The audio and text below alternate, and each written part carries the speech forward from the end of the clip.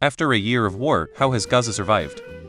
Unpopular answer, but Israel imagine most of the food and money is UN or other international organizations. And obviously the people going in and distributing are not Israeli, but the water, electric, etc. and all of that aid is facilitated and enters Gaza via Israel only. Egypt cut off all. I think they used to have energy of gas, at least pipeline, and a lot of food and travel over border before when Israeli forces secured the area on their border. I'd also imagine that it being a hot country helps a lot.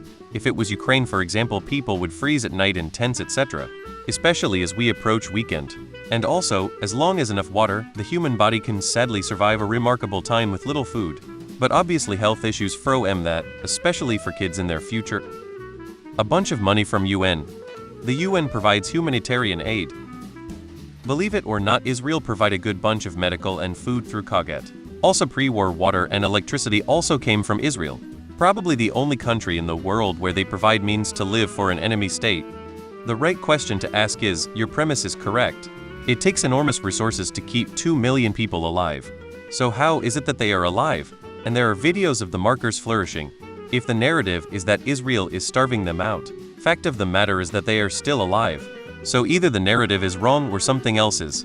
Because Israel doesn't want to kill them all. They want to take out Hamas, and IDF has been coordinating with international organization to allow aid in. The war would end tomorrow if Hamas would unconditionally surrender, which would probably be the best thing Hamas could do for Gaza. On the 4 of donations Hamas hasn't hijacked. What you are noticing is how facts don't agree with the popular narrative. There have been warnings of a famine, but no famine. There have been warnings of casualties outside the range of an average conflict, but the death toll has been relatively being the operative word here, low.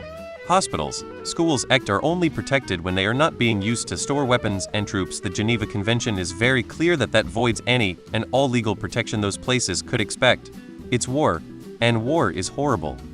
But people are throwing around a bunch of very big scary words that really don't apply to this situation, and frankly come off as crass and racist when compared to other things going on right now. I guarantee you 90 of the folks you talk to barely know Sudan is a place, much less what is happening there. Edit.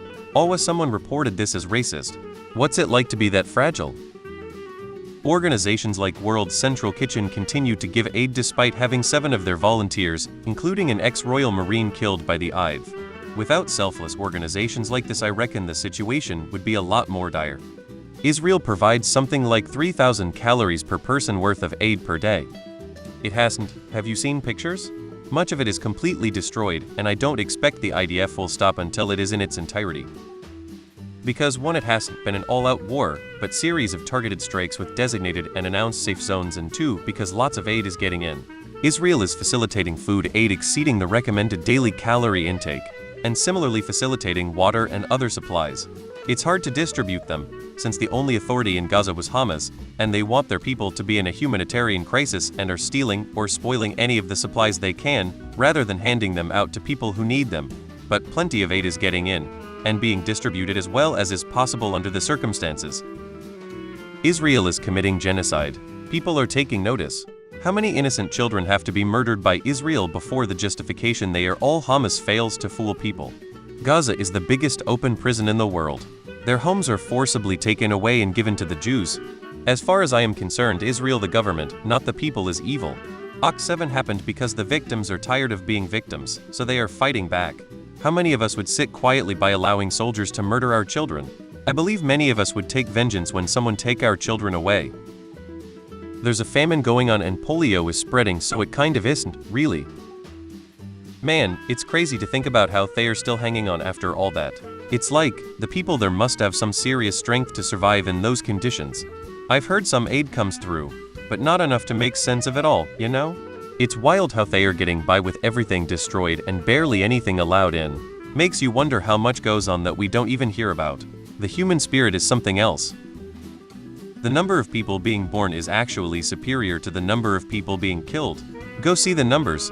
Even with the Palestinian estimate, which is already inflated for political and foreign aid reasons, less than 2% of the population has died in over 1 year of war.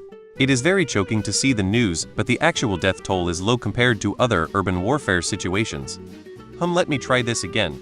Keeping millions of people alive in an active war zone for a year, when the people cannot possibly sustain themselves, requires massive and consistent supply chains and incredible logistics. IL is allowing all of this to happen because it has de facto control over all points of entry, and if it did not allow it, almost everyone in Gaza would be dead at this point in the war. That is a stone-cold and cruel fact. If the reported numbers are accurate, less than 2% of Gaza's population has been killed in the war, and more than 98% has survived over a year of bombardment. That is only possible with a tremendous marshalling of resources under incredibly difficult conditions. I doubt any NGO could accomplish this on its own. There must be a particular country, or countries, that's literally the hand that feeds them. Does anyone actually know who it is? Human endurance is beyond comprehension. Israel does allow food and other supplies to be brought into Gaza. Furthermore, they could shut off all the power to Gaza, however they do not. There is more Israel could do to inflict severe casualties, however, unlike Hamas, they do not. If Hamas could shut off the power to Israel, they would have done so already. The quantity of pro-Israel trolls propaganda units in Reddit is seriously amazing. I am always impressed by such professional acts of propaganda. I am myself quite pro-Israel, not pro-Netanyahu.